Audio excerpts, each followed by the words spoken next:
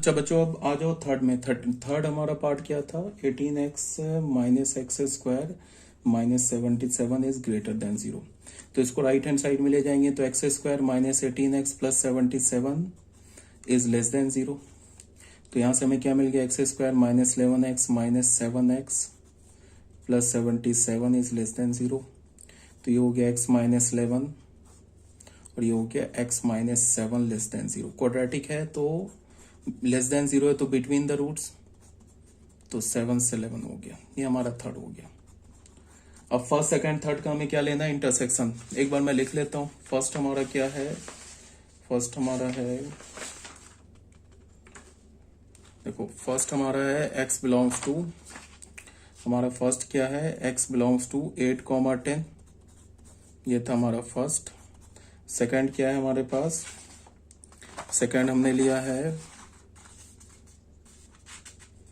x belongs to 9 minus root 3 से 9 plus root 3। ये हमारा सेकंड है। और थर्ड अभी हमने क्या निकाला? थर्ड हमने निकाला x बिलोंग्स टू 7 to 11। ठीक है, अब इन तीनों का इंटरसेक्शन ले लेते हैं। तो 9 माइनस रूट 3 कैसा नंबर होगा? 9 में से 1 सब्ट्रैक्ट करेंगे तो 8 होगा, बट रूट 3 तो 1.732 होगा ना, तो ये 7 पॉइंट समथिंग होगा। तो 7 से ग्रेटर बट 8 से स्मॉलर, तो 7 पहले होगा, 9 माइनस रूट 3 बाद में होगा, 8 यहाँ होगा, 10 यहाँ होगा, 11 यहाँ होगा। नहीं, 11 से पहले ये होगा 9 प्लस रूट 3, 10 पॉइंट समथिंग, तो उसके बाद होगा 9 प्लस रूट 3, 11 यहाँ होगा। ठीक है, पहला क्या बोल रहा है? 8 से 10, तो 8 से 10 ले लिया। दूसरा क्या बोल रहा है? 9 माइनस रूट 3 से लेके 9 प्लस रूट 3 ले लिया। तीसरा क्या बोल रहा है? 7 से 11, तो 7 से 11 ले लिया। कॉमन क्या मिल रहा है? 8 to 10। तो हमारा x बिलोंग्स टू क्या हो गया? 8 to 10। तो यहां से हमें क्या पता चला? डोमेन ऑफ द फंक्शन क्या हो गया? 8 to 10। यही हमारा आंसर आ गया। ठीक है, देख लो, यही आंसर आ गया हमारा 8 to 10।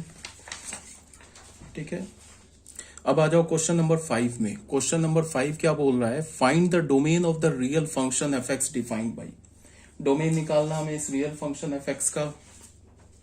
तो एफ एक्स क्या गिवन है हमारे पास? सॉल्यूशन देखो इसका। हमारे पास एफ एक्स क्या गिवन है? एफ एक्स गिवन है root under 1 minus mod x upon 2 minus mod x. हमें क्या चाहिए? डोमेन चाहिए। तो हम क्या लिखेंगे? For f x to be defined, f x को डिफाइंड होने के लिए 1 minus mod x upon 2 minus mod x is greater than equals to 0। Minus minus common लेके ना न्यूमरेटर डिनोमिनेटर से कैंसिल कर दिया, तो हमें क्या मिल गया? Mod x minus 1 upon mod x minus 2 is greater than equals to 0। हमने मान लिया लेट मॉड एक्स को हमने अल्फा बोल दिया, तो हमें क्या मिल गया? Alpha minus 1 upon alpha minus 2 is greater than equals to 0। तो इसका साइन स्कीम क्या होगा? यहाँ 1, यहाँ 2, यहाँ 1, यहाँ 2।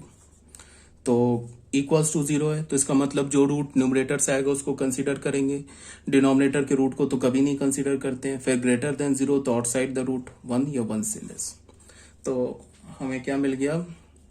अल्फा जो होगा वो लेस देन इक्वल्स टू 1 होगा, और होगा बीच में याद रखना, और एंड नहीं होगा।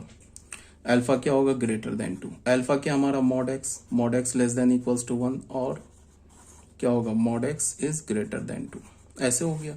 तो मॉड एक्स लेस देन 1, तो इस क्या हो गया? X is lies between -1 to 1, और यहाँ पे एक्स इज लेस देन -2, और ठीक है एक्स इज ग्रेटर देन 2। तो यही फंक्शन का डोमेन हो गया। तो इसको देख लेते हैं। यूनियन लेना है। यहाँ पे ध्यान रखो, ये जो है ना हमारे पास, ये क्या होगा? इसमें x is less than equals to 1 या alpha is less than equals to 1, and नहीं बोलेंगे। एंड कब होता? जब दो रूट के बीच में होता। तो यहां पे क्या बोलेंगे? Alpha is less than equals to 1 और alpha is greater than 2। Alpha किसके इक्वल है? मॉड एक्स के। तो mod x is less than equals to 1 और mod x is greater than 2, ऐसे बोलेंगे। ठीक है, तो अब यूनियन ले लेना है। सबसे छोटा -2, उसके बाद -1, फिर 1, फिर 2। ये क्या बोल रहा है? -2 से छोटा छोटा, 2 से बड़ा, और ये क्या बोल रहा है? -1 से 1 के बीच में। तो हमें क्या लेना है? इंटरसेक्शन नहीं लेना, हमें क्या चाहिए? यूनियन चाहिए। तो हमें अगर यूनियन चाहिए तो फिर क्या हो जाएगा? x belongs to -∞ to -2 union, ये तो भी क्लोज भी है,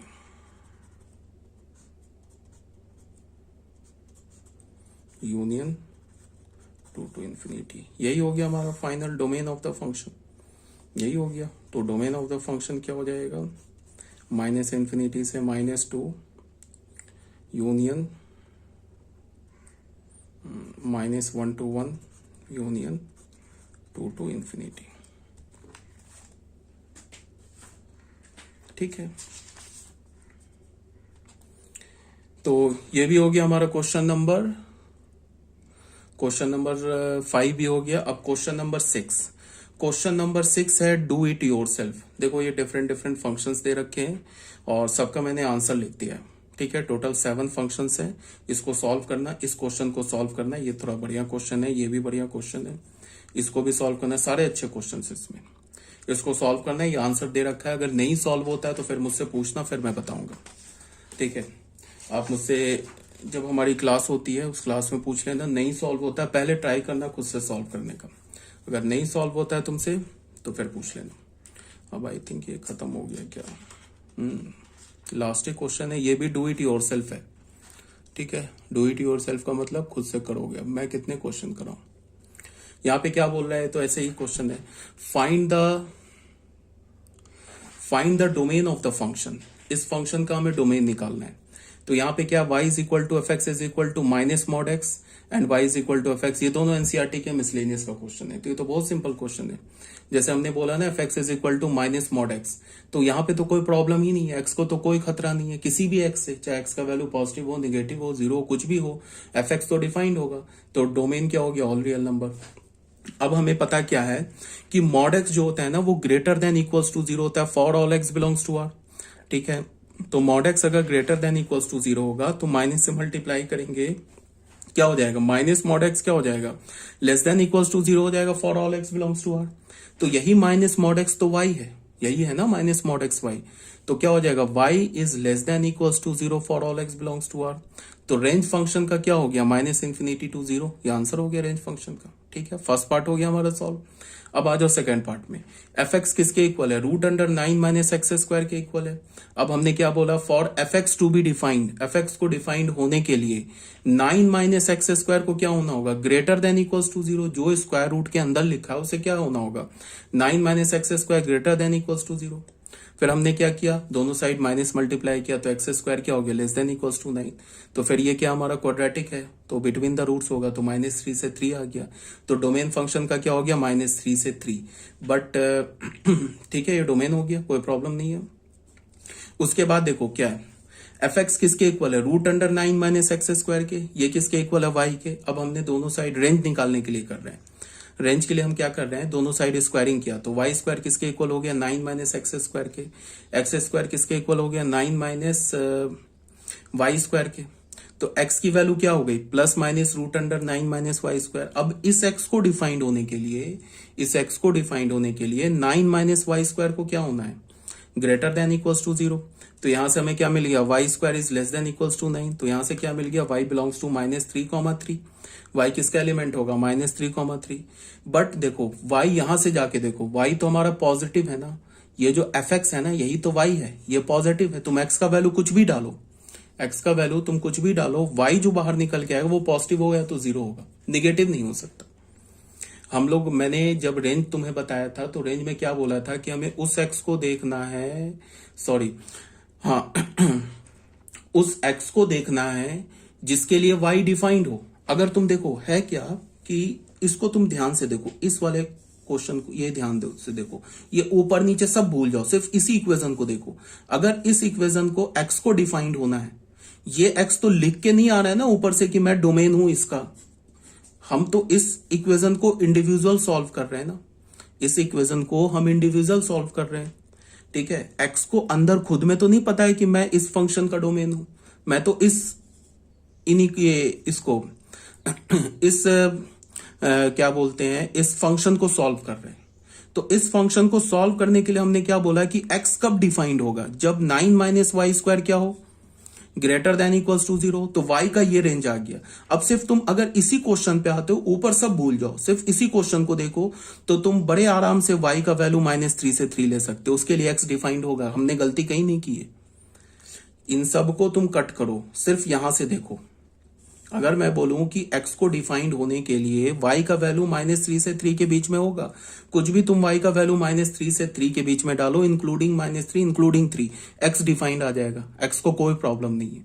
बट फिर हम ऊपर जाके देखें कि अरे x तो है क्या, x क्या होना चाहिए, क्या मैं बोल रहा हूं, y क्या होना चाहिए, x डिफाइंड हो जाएगा। बट फिर हमने क्या देखा, ठीक है, बट हमने क्या देखा, y का वैल्यू तो -3 से 3 के बीच में आ गया, तो यहां पे कोई भी तुम वैल्यू -3 से 3 के बीच में डालो, इंक्लूडिंग -3 इंक्लूडिंग 3, x डिफाइंड होगा, इसमें कहीं कोई प्रॉब्लम नहीं है, ठीक है। फिर बट हमने देखा कि y है क्या, y यहां से ऊपर जाके देखा, y तो पॉजिटिव है, तो हमने बस क्या किया, इसमें निगेटिव वाला हटा दिया y, तो निगेटिव वाला y हटा दिया, तो हमारा फाइनल फंक्शन का क्या आ गया, रेंज आ गया।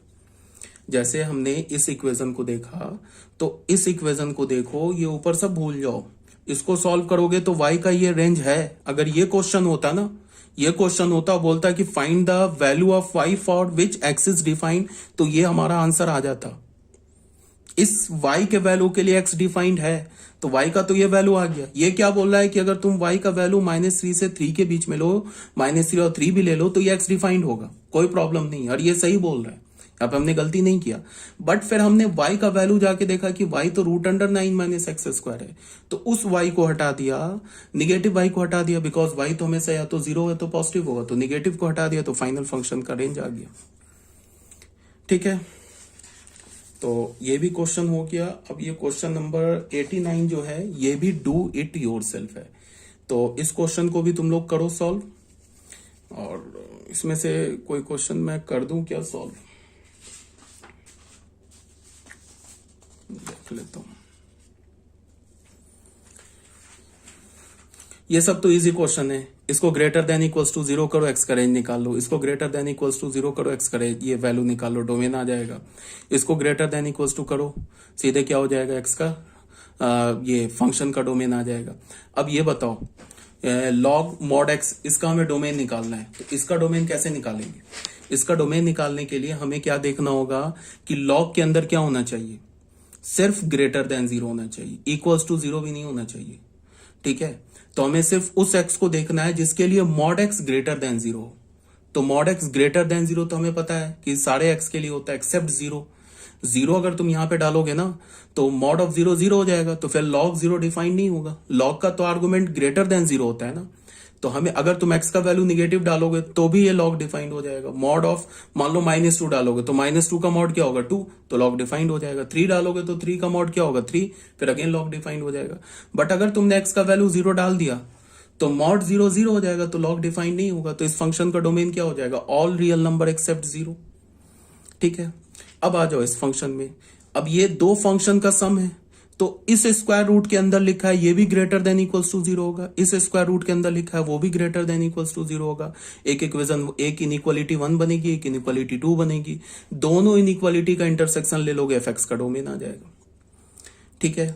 अब ये क्वेश्चन नंबर 6 और क्वेश्चन नंबर 7 में दिमाग लगाना, इसको मैं हिंट दे रहा हूं, इसको परफेक्ट स्क्वायर में बदल लेना, उसके बाद सॉल्व करना, इजिली सॉल्व हो जाएगा, ठीक है। अंदर जो लिखा है ना ये परफेक्ट स्क्वायर में कन्वर्ट हो जाए, कैसे होगा वो तुम दिमाग लगाना, तुमसे नहीं होगा सॉल्व तो फिर मैं बता दूंगा। अब क्वेश्चन नंबर 7 देख लो। इसमें मॉड के अंदर, ये स्क्वायर रूट के अंदर क्या लिखा है 5 मॉड एक्स। इसमें भी मैं तुम्हें क्वेश्चन तो नहीं करूंगा सॉल्व, बट तुम्हें हिंट दे देता हूं कैसे ये सॉल्व होगा। देखो क्या लिखा है मॉड के अंदर ना, ये स्क्वायर रूट के अंदर देखो सॉल्यूशन इसका। इसको डिफाइंड होने के लिए क्या होगा, 5 mod x minus x square minus 6 को क्या होना होगा, ग्रेटर देन इक्वल्स टू 0। ठीक है, तो इसके लिए फिर हमने इसको माइनस ले लिया, कॉमन लेके मल्टीप्लाई कर दिया, तो x square minus 5 mod x को, x square minus 5 mod x plus 6 को क्या होना होगा, लेस देन इक्वल्स टू 0। अब यहां पे दो केस बनेगा, केस 1 व्हेन, चलो यहाँ पे ना इसको मैं सॉल्व ही कर देता हूँ, तो मैं ना सॉल्व ही कर देता हूँ, इस क्वेश्चन को मैं सॉल्यूशन सॉल्व ही कर देता हूँ। क्वेश्चन नंबर 7 को मैं सॉल्व कर देता हूँ। हमारे पास एफ एक्स क्या है, एफ एक्स है हमारे पास root under 5 mod x minus x square minus 6। इसको मैं सॉल्व कर देता हूँ। देखो यहाँ पे क्या लिखेंगे, for f x to be defined, for f x to be defined, इसको डिफाइंड होने के लिए क्या होना होगा, एफ एक्स को डिफाइंड होने के लिए 5 mod x minus x square minus 6 को क्या होना, ग्रेटर देन इक्वल्स टू 0।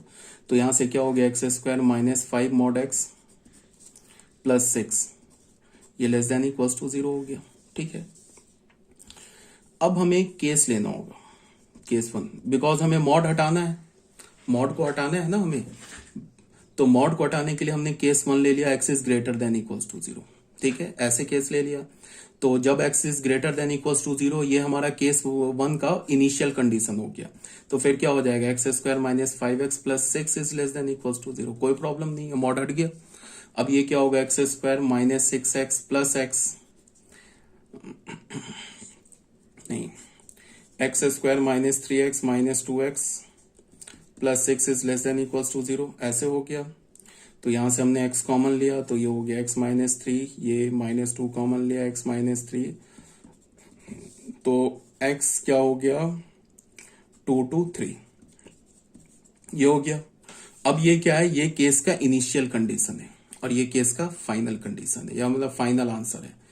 समझ में आया केस क्यों लिया, केस इसलिए लिया कि हमें मॉड हटाना है ना, इसको हमें सॉल्व करना है। तो ये सॉल्व ऐसे थोड़े ना हो जाएगा, ये मॉड हटेगा तभी तो सॉल्व होगा। तो मॉड हटाने के लिए केस लेना होगा ना, एक बार केस लेना होगा x is greater than equals to 0, एक बार केस लेना होगा एक्स इज लेस देन 0। तो हमने ग्रेटर देन 0 लिया केस 1 में, तो ये केस का इनिशियल कंडीशन हो गया। केस को सॉल्व करने के बाद ये हमें आंसर मिला। मैंने क्या बोला था कि बिटवीन द केस, केस के बीच में हम इंटरसेक्शन लेते हैं और जितने केसेस बनाते हैं उसका यूनियन लेते हैं, वो हमारा फाइनल आंसर होता है। तो ये क्या बोल रहा है, ग्रेटर देन इक्वल्स टू 0। चलो एक बार नंबर लाइन पे बना लेते हैं। ये केस का इनिशियल कंडीशन क्या बोला है, 0 0 से बड़ा, ये 2 है, ये 3 है, 2 और 3 के बीच में बोल रहा है। तो इंटरसेक्शन क्या आ गया हमारा, जो S1 आया पहले केस का, वो क्या हो गया 2 to 3, इसको हमने ए बोल दिया। अब केस 2 लेते हैं। केस 2 क्या होगा, एक्स इज लेस देन 0, तो फिर क्या होगा, एक्स स्क्वायर माइनस, ये लेस देन 0 होगा तो फिर क्या होगा, ये मॉड हटाएंगे तो माइनस एक्स आ जाएगा, तो माइनस एक्स आ जाएगा, तो ये प्लस एक्स हो जाएगा, plus 6 is less than equals to 0। तो ये क्या हो जाएगा, x square plus 2x plus 3x plus 6 is less than equals to 0। तो ये क्या हो जाएगा, x प्लस 2x प्लस 3, तो x क्या होगा, बिलोंग्स टू -3 से -2।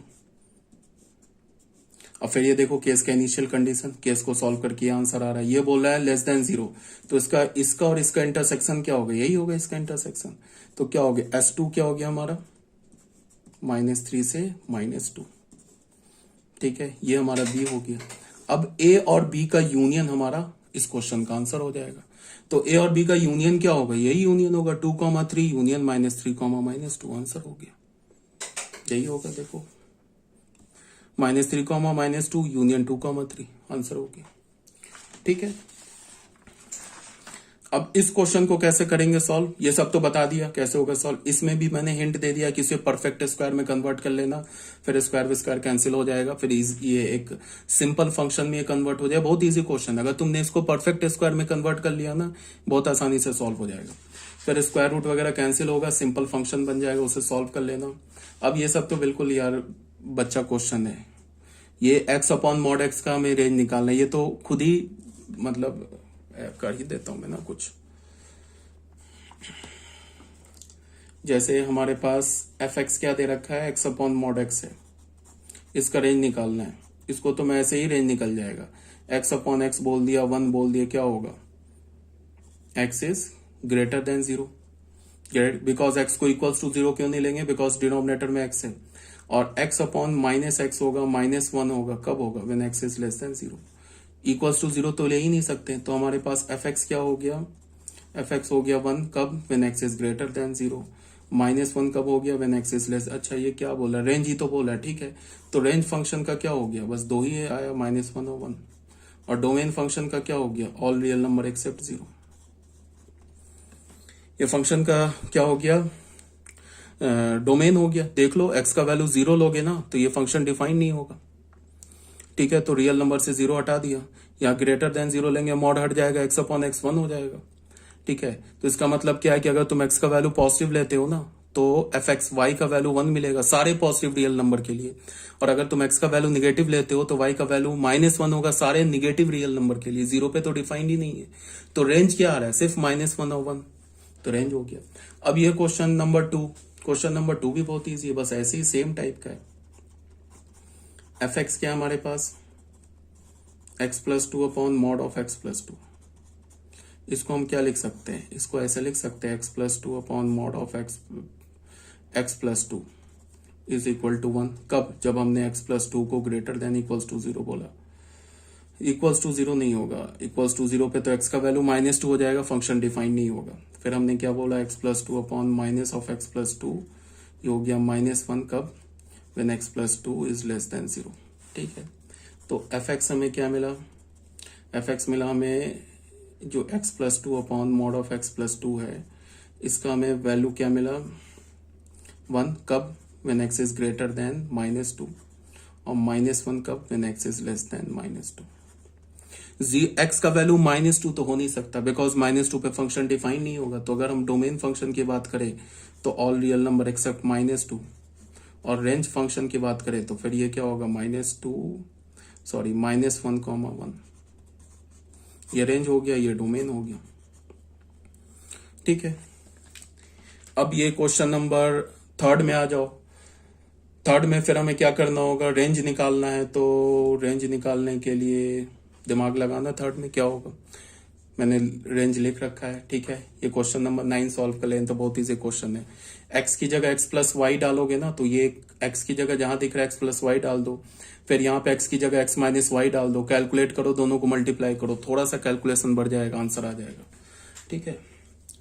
तो मैं क्या बोल रहा हूँ कि 11th क्लास का जो फंक्शंस एंड रिलेशंस है वो तुम लोग का क्या हो जाएगा, तुम लोग का कंप्लीट हो गया, ठीक है। 11th क्लास की बात बता रहा हूँ। अब 12th क्लास का अब शुरू हो रहा है। तो अब ये जो हमारा है ये लास्ट तुम लोग का वीडियो है 11th क्लास के लिए, इसके बाद तुम्हें कोई वीडियो नहीं मिलेगा। 12th क्लास के लिए क्या है, इसके बाद उन्हें पीडीएफ में सेंड करूंगा, फंक्शन का पीडीएफ नंबर 5 और उसके कॉरस्पॉन्डिंग वीडियो लेक्चर, 1 या 2 मैक्सिमम पीडीएफ में तुम्हारा 12th का बोर्ड कंप्लीट हो जाएगा। बट जो जेई मेंस एडवांस में तो काफी टाइम लगेगा फंक्शन में, तो उसके लिए क्या करना है कि 12th के लिए मैंने क्या बोला है कि मैं आईटीएफ स्टार्ट कर दूंगा, ठीक है। आईटीएफ के साथ साथ फंक्शन लेके चलेंगे।